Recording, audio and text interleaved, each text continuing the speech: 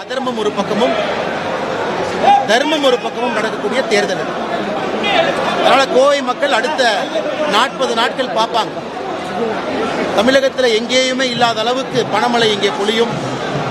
கட்சிகள் தயாராகி இருக்கின்றார்கள். இலவசங்கள் அள்ளி தெளிக்கப்படும், அதற்கும் தயாராகி இருக்கின்றார்கள். எங்களுக்கு தெரியும், திமுக முதலமைச்சரே வந்து கோவையில் 40 நாள் உட்கார்ந்தாலும் சரித்திர மார்ஜின்ல பாரதிய ஜனதா கட்சி கோயம்புத்தூர் பாராளுமன்றத்தில் வெற்றி பெறும். நாங்கள் சவால் விடுறோம். தமிழகத்தினுடைய முதலமைச்சர் வந்து 40 நாள் இங்கே கேம்ப் அடிக்கும். கோயம்புத்தூர் மக்கள் தெளிவாக இருக்கின்றார்கள். மாற்றம் வேண்டும். கோயம்புத்தூர்ல வளர்ச்சி இல்லை.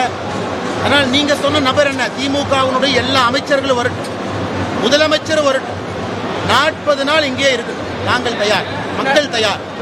கோயம்புத்தூர் பாராளுமன்றத்துக்கு உட்பட்ட அன்பு சொந்தங்கள் எல்லோரும் தயாராக இருக்கின்றார்கள். தமிழகத்தினுடைய அரசியல் மாற்றம் கோயம்புத்தூரிலிருந்து ஆரம்பமாக வேண்டும். வளர்ச்சிக்கான அரசியல் கோயம்புத்தூரிலிருந்து ஆரம்பமாக வேண்டும்.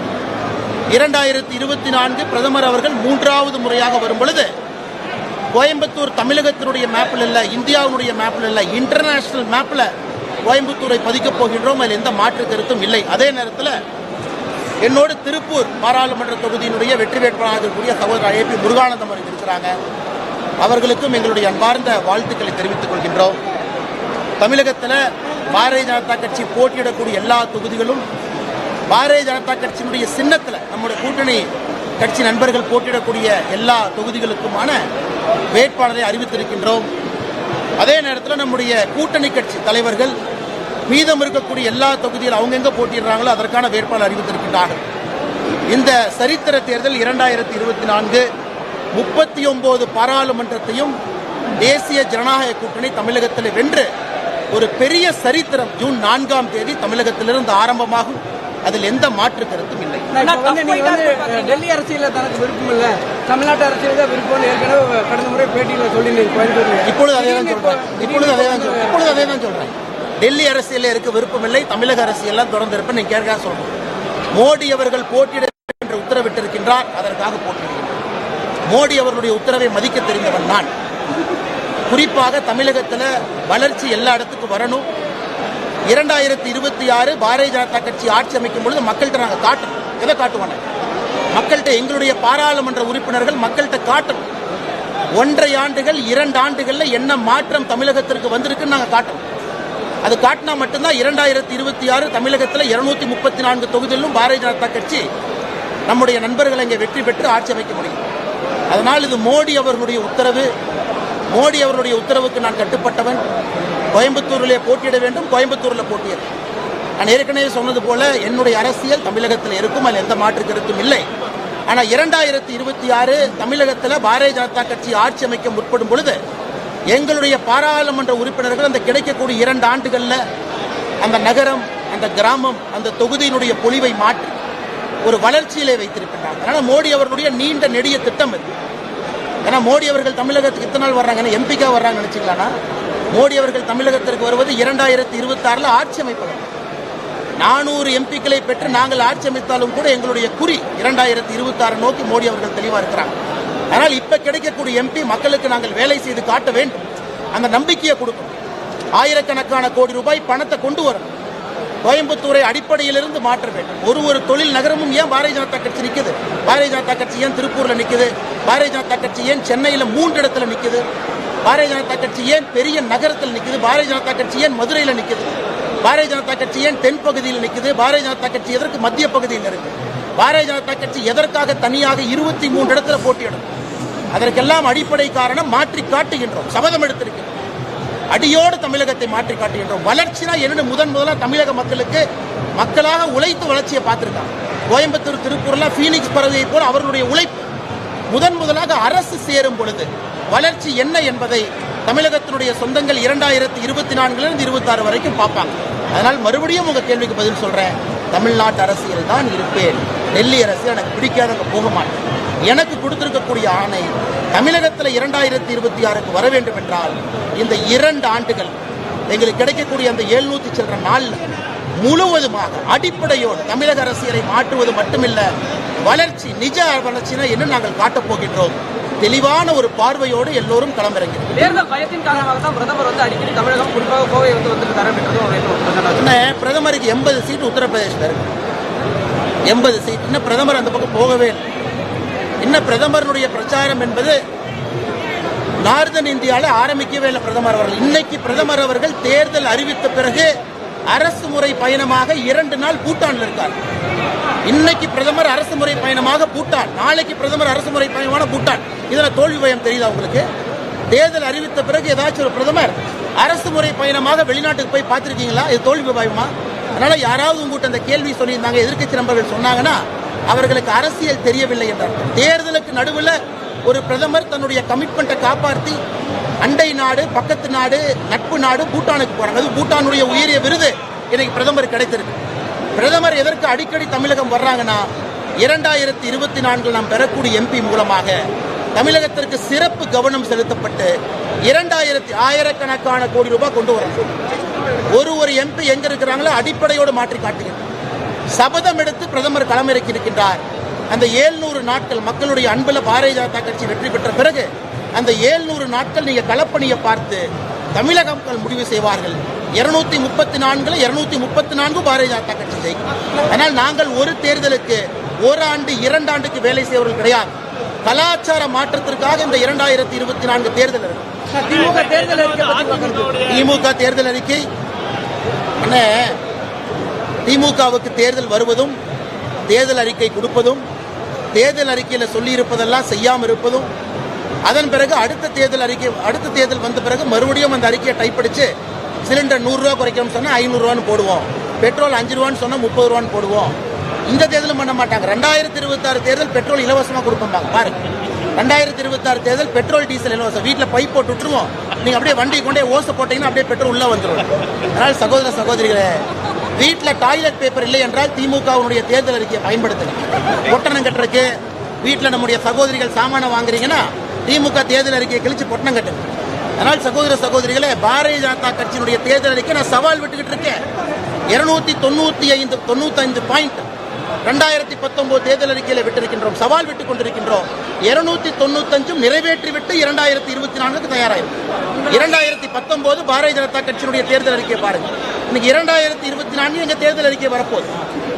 2024 தேர்தல் அறிக்கை வந்த பிறகு மக்களுக்கு தெரியும் 5 ஆண்டுகள்ல முழுமையாக 2024 தேர்தல் அறிக்கையும் நிறைவேற்றுவோம்னு தெரியும். இது ஏதோ இந்த காகிதம், இந்த போண்டா சாப்பிட்றதுக்கு, பஜ்ஜி சாப்பிட்றதுக்கு திமுகவுடைய தேர்தல் அறிக்கையை பயன்படுத்தும். கொஞ்சம் சத்தமா சொல்லுங்க. எனக்கு இந்த வேட்பாளர்கள் எல்லாம் மரியாதை இருக்கணும். எனக்கு என்ன அவங்களோட சண்டை? எங்களுடைய சண்டை ஏதோ தயவு செஞ்சு இந்த வேட்பாளர்கள், அதிமுக வேட்பாளர்கள், திமுக அவங்க வேட்பாளர், அவங்களோட சண்டை எங்களுக்கு இல்ல. என்னுடைய பிரச்சாரத்தில் அவங்க பேரை கூட நான் பயன்படுத்த போறது நீங்க பாப்பீங்க. அவங்களோட எனக்கு என்ன சண்டை? என் சண்டை அறிவாலயத்தோடு, என் சண்டை கோபாலபுரத்தோடு, என் சண்டை தமிழகத்தினுடைய ஆதிக்க சக்திகள் வளர்ச்சியை யார் தடுத்திருக்கின்றார்களோ அவர்களோடு. ஏன் சண்டை கீழே இருக்கவங்களோட கிடையாது. இவங்களை போய் நிலுப்பாங்கிறாங்க, நிக்கிறாங்க, அடிச்சு பிடிச்சி சீட்டு வாங்கிட்டு வர்றாங்க. ஆனால் சகோதர சகோதரி, இந்த தேர்தல் என்பதை ஏற்கனவே சொன்னேன். கோயம்புத்தூர்ல 3 வேட்பாளர்கள் நிற்கிறாங்க, 3 கட்சி, அவர்களுக்கான சண்டை இல்லை. ஒரு பக்கம் தர்மத்திற்கும் அதர்மத்திற்கும், இன்னொரு பக்கம் தமிழகத்தினுடைய அரசியலை அடியோடு மாற்றி காட்ட முடியும் என்ற கோவை பாராளுமன்ற தேர்தல், இன்னொரு பக்கம் வளர்ச்சி, நிஜ வளர்ச்சினா என்னன்னு காட்டக்கூடிய தேர்தல். ஆனால் மற்ற வேட்பாளர்கள் என்ன வேணாலும் சொல்லட்டும், எல்லோரின் மீதும் எனக்கு மரியாதை இருக்கு. காரணம் 3 ஆண்டுகளாக கிட்டத்தட்ட 33 மாதமாக நான் சண்டை வேட்பாளர்கிட்ட போட்டேனா, நான் இங்க இருக்கக்கூடிய அதிமுக நிர்வாகிகிட்ட போட்டேனா, இங்க இருக்கக்கூடிய திமுக மாவட்ட செயலாளர் சண்டை போட்டேனா, என் சண்டை என்ன என்பது உங்களுக்கு தெரியும். கோயம்புத்தூர் பாராளுமன்ற தொகுதியினுடைய மக்களுக்கும் தெரியும் அண்ணாமலை அண்ணன் சண்டை என்ன. அதனாலதான் இன்னைக்கு நான் சொல்றேன், எல்லா அமைச்சர்களும் இங்க இருப்பாங்க, பணத்தை கொண்டு வருவாங்க, 100 கோடி ரூபாயை கோயம்புத்தூர்ல செலவு பண்ணுவாங்க. ஆனா அண்ணாமலை இன்னைக்கு சொல்றேன், ஓட்டுக்கு 1 ரூபாய் அண்ணாமலை கொடுக்க மாட்டேன். நீங்க பாருங்க, அடுத்த 40 நாள் பாருங்க, ஓட்டுக்கு 1 ரூபாய் கிடையாது, நத்திங். மக்களை நம்பி கோயம்புத்தூர்ல இருந்து மாற்றம் ஆரம்பம் என்று நம்பி பத்திரிகை நண்பர்கள் பூத கண்ணாடி போட்டு பாருங்க. பாரதிய ஜனதா கட்சி இந்த முறை எதுவும் செலவு பண்ண போறது. தமிழக வரலாற்றிலே செலவு குறைந்த தேர்தலாக கோயம்புத்தூர் பாராளுமன்ற தொகுதி தேர்தல் இருக்க வேண்டும் என்கின்ற சங்கல்பத்தோடு வேட்பாளராக வந்திருக்கு. தமிழகத்தினுடைய அரசியல் வரலாற்றில் இது போன்ற தேர்தல் செலவு இல்லாமல் ஒரு தேர்தல் நடத்த வேண்டும். மக்களுக்கு உண்மையான ஜனநாயகத்தை காட்ட வேண்டும். நெக்ஸ்ட் மீடியா நண்பர்கள் சொல்றது, அடுத்த 40 நாட்கள் என்னுடைய பிரச்சாரத்தை, பாரதிய ஜனதா கட்சியினுடைய பிரச்சாரத்தை கோயம்புத்தூர்ல நீங்க பூத கண்ணாடி போட்டு பார்க்கணும். பூத கண்ணாடி போட்டு பார்க்கணும். பாரதிய ஜனதா கட்சி ஏதாச்சும் ஒரு மாடல் கூட வயலேஷன் பண்றாங்களா, பூத கண்ணாடி போட்டு பார்க்கணும். நான் சவால் விடுகின்றேன், எதிர்க்கட்சி நண்பர்கள் 33 மாதமாக சம்பாதிச்ச ஆயிரக்கணக்கான கோடி ரூபாய் பணத்தை வந்து கொட்டு, எல்லாத்தையும் இறக்குங்க, எல்லா அமைச்சர்களையும் கொண்டு வந்து கேம்ப் போடு, முதலமைச்சரை வந்து தங்க வைங்க. ஆனால் கோயம்புத்தூர் மக்கள் இந்த முறை தமிழக அரசியலினுடைய மாற்றத்தை ஜூன் 4ஆம் தேதி கோயம்புத்தூர் பாராளுமன்ற தொகுதியிலிருந்து அதை ஆரம்பிப்பார்கள். அதற்கு நீங்களும் நானும் சாட்சியாக இருப்பேன். நான் ஏதோ பெரிய வேட்பாளர் அப்படிலாம் பார்க்காதீங்க. கோயம்புத்தூரை மக்களை நம்பி அவர்களோடு சேர்ந்து மாற்றம் இங்கிருந்து ஆரம்பிக்க வேண்டும். 2 ஆண்டுகளில் இந்த மாற்றம் தமிழகம் முழுவதும் எடுத்துச் செல்ல வேண்டும் என்பதற்காக இங்கே வந்திருக்கக்கூடிய ஒரு சாதாரண நபராக பாருங்கள்.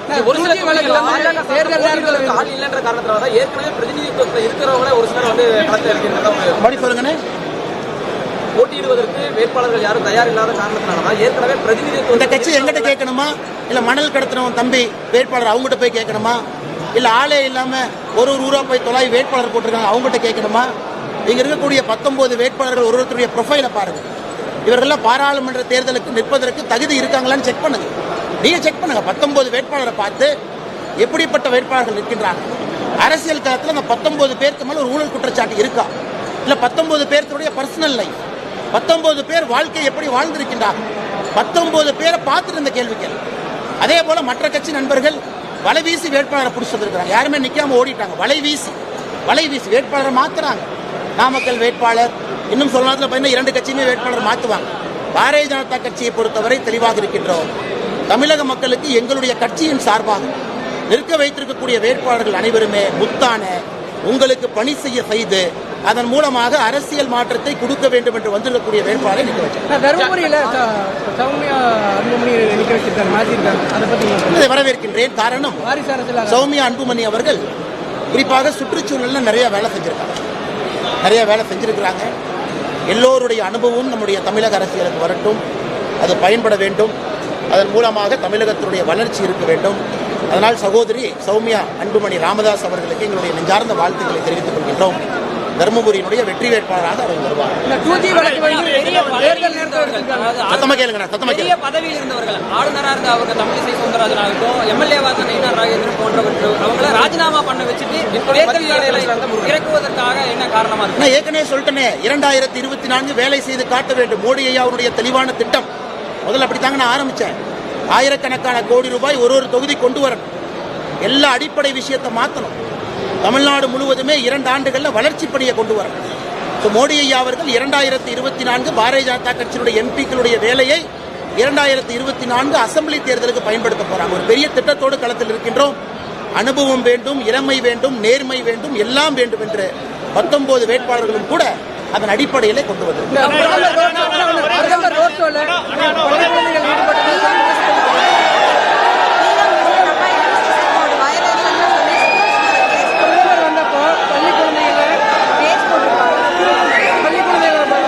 அதாவது பாரத பிரதமருடைய ரோட் ஷோ நடக்குது.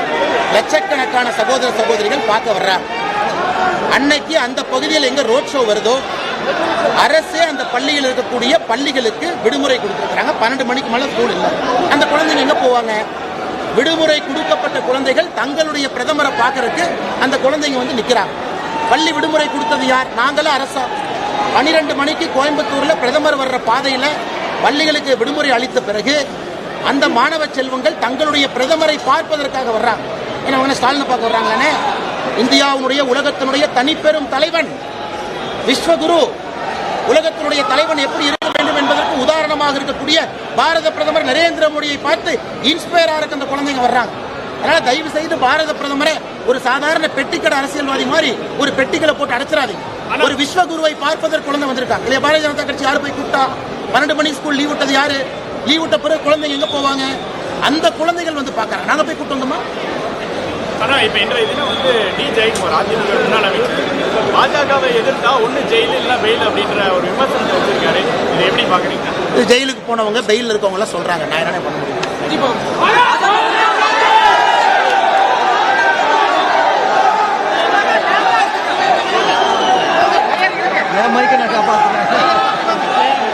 சரி ரைட்.